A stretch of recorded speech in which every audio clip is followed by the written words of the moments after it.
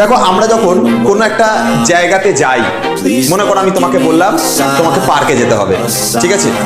তুমি পার্কে যাওয়ার যে রাস্তা, সেই রাস্তাটা তুমি ইজিলি জানো। আমি তোমাকে বললাম যে তোমাকে তোমার স্কুলে যেতে হবে, তুমি বাড়ির রাস্তা তুমি ঠিকঠাকভাবে চেনো, স্কুলের রাস্তা তুমি ঠিকঠাকভাবে চেনো।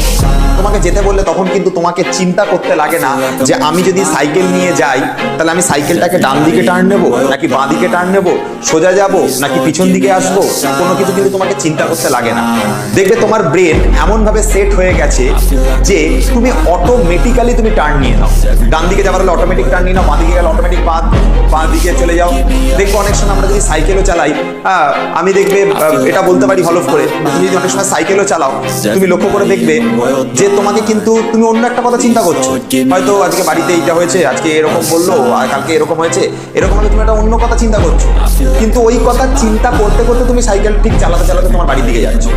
বা হতে পারে যে তুমি যদি হেঁটে হেঁটেও রাস্তা দিয়ে যাও, তোমার অন্য কথা চিন্তা করতে করতে হাঁটতে হাঁটতে হাঁটতে হাঁটতে তুমি কিন্তু চলে যাচ্ছ।